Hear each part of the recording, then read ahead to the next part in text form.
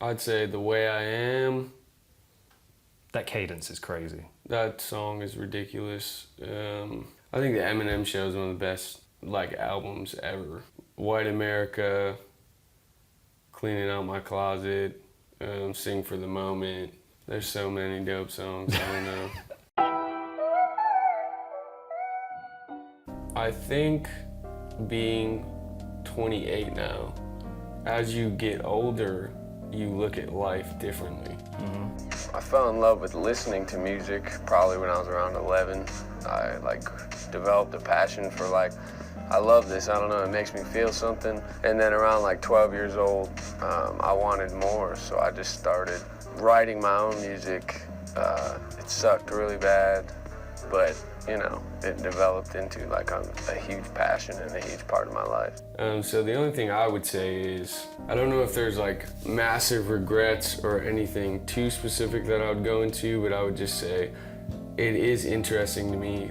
When you are an artist and you write music, or if you're a person who writes journals about your life or books or whatever it is, it really is that's kind of what music is for me. When I go back and listen to my first album, which I don't do very much at all, but every once in a while, probably once in the past year, I went back and listened to my old music and I was like, oh my God. But it is a journal of my life. And sometimes I might listen to something and be like, I feel like I didn't understand this then, or why did I say that like this? Do I feel that way this way anymore? Is this, you know what I mean? An example would be the song about my mom dying when I was 18 years old. The song that I wrote, I don't regret writing it. Still emotional to listen to. I don't know how old I was when I put that out. Maybe I was 24, 25, I'm not sure. But being 28 now, looking at that song, I think I just look at that differently. Right. That scenario. So I wouldn't say I regret the song. I would say I have more empathy and compassion for my mom than I did when I wrote the song. I felt sad when I wrote the song, but also a lot of anger mixed in, and I think I still have some of those emotions for sure.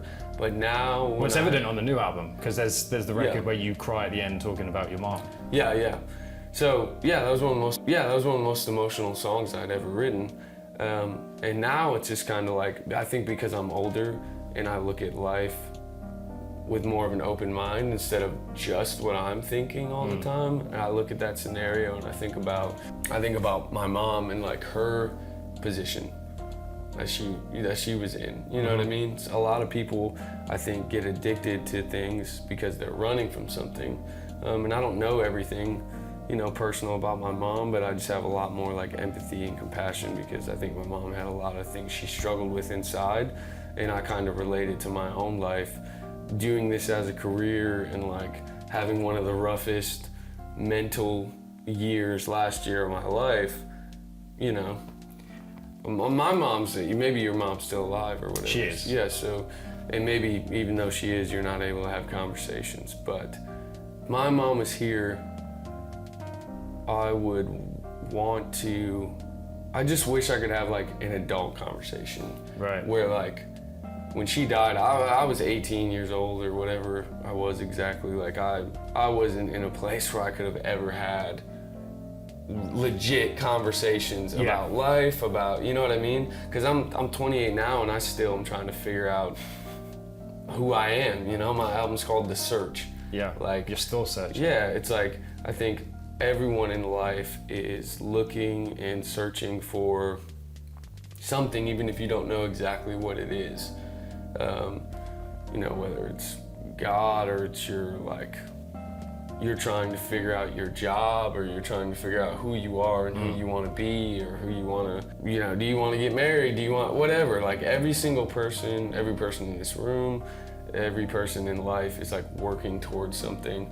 And I think one thing I would tell a lot of people, one of the most depressing times of my entire life in the process of writing this album was after I dropped Perception, and then I was touring and I was doing all these interviews, and I got a #1 on Billboard.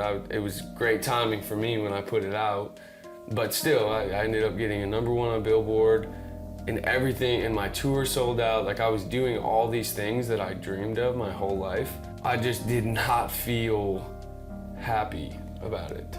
And I think that's one of the lowest, that was the lowest point of my whole life, because I think it'd be like your whole life, maybe you had this dream, even if you didn't understand what it looked like. Like a lot of people can say, I want to be an artist, I want to do shows, I want to do touring. But you don't really know what that is until you start doing it. And there's different kind of problems. Some people, I don't really know. I don't really talk to a lot of artists, so I don't really know. But some of the artists I have talked to, like mental health's like a serious thing. It's a struggle that I think a lot of people have, and music's always been an emotional place for me to write, so you just hear about it a lot in mine. The lowest place I've ever been, touring and doing all that and not feeling anything, and that's what's so interesting about it, is I feel like everybody's chasing that thing that I've been chasing my whole life, except I arrived at it. And I think other people do that too. They're like, hey, I'm gonna get this job and I'm going to save money, I'm gonna get married, I'm gonna have a house, I'm gonna have a kid, I need to save up so I can get this house, oh, we're gonna need this kind of car for this, and like all this stuff. And it makes sense, I'm not like knocking that, I do the same thing. I'm not saying you wouldn't smile or be happy if someone came today and was like, hey, here's $2 million. Now I'm saying like 5 months from now, if money's no longer like an issue for you, and to some extent it'll always, there's a lot of things like more money, more problems can become a thing. But like 6 months from now, if you didn't have to work anymore, if you achieved your goal, or let's say you weren't even given it, let's say your whole life you were trying to be a musician, or you were trying to write a book and you were like, if I could just get the #1 selling book, and then you put out a book finally after years and years of work and it went #1, and you had this little moment of joy or happiness, and then it kind of like went away very quickly. At least for me, I was just kind of left sitting there like, well, what else is there? I would say Eminem's definitely top 5, if not #1 for me. Kendrick is amazing. Yeah, I don't know if I have an exact top 5. The other thing is, people always ask me who I'm listening to, and it really depends on my mood, and honestly, I don't listen to a lot of artists other than what I'm working on for me. Over the past like 2 years, I've barely listened to anybody's music.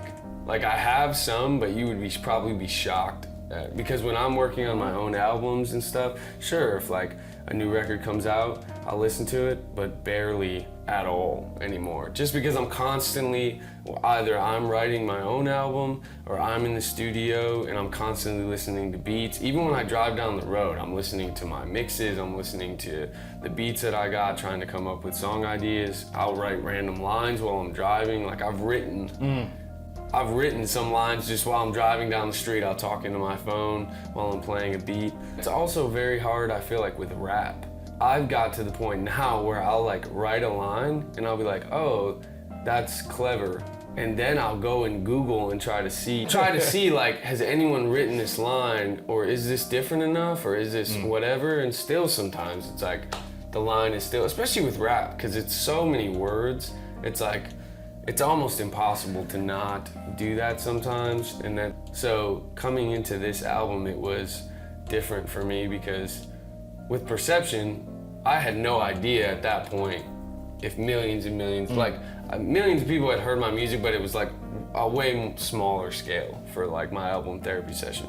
Then coming into Perception, I never had radio, first of all, so I didn't even know what that even meant really. And I never had millions and millions, like at that level, I guess, consistently listening to a song or my album. So when that record came out, it was just like the first time for me where I was like, whoa. So many people looking at what, it'd be like right now if I was like, hey, write your feelings down on a piece of paper and hold it up. And you might have scattered around 1 million people hearing it, or like millions of people hearing it, but still not on like this insane level. And then the next year, I'm like, hey, hold up the paper again. And then it's like that year, that was the first time for me. I was like, whoa. all these people, and then I'm not even like this massive celebrity where I'm like one of the biggest artists ever. I'm not saying that. I'm just saying I went from having like no one to being. That's what I was saying earlier. I think I've always had I'm a competitive person. So of course, like sometimes I'm like, man, you're a rapper. I'm working. Yeah, I'm like, well, I'm working very hard. Like sometimes I write competitive raps. I like making, I like watching rap battles. Like I just like that side of doing it. But also, I've become aware that some people just aren't going to. They're not gonna put me on a list, or they don't take me serious as a rapper, and it's like, that's fine. I still have my core fans and people who care about my music. It's important for me to care about it. Like, what am I writing for me, and how do I feel about it? Not just like, what does everyone else feel about it? And that's what gets tricky in this business to me. Coming off Perception to this album, that was a bit of a struggle in the writing process for this, because it was kind of the first time where I'm like, way more people are gonna hear this and judge it and give their opinions. But I just came to the realization, I'm like, I need to just write what I'm feeling, and if they want to, that's fine.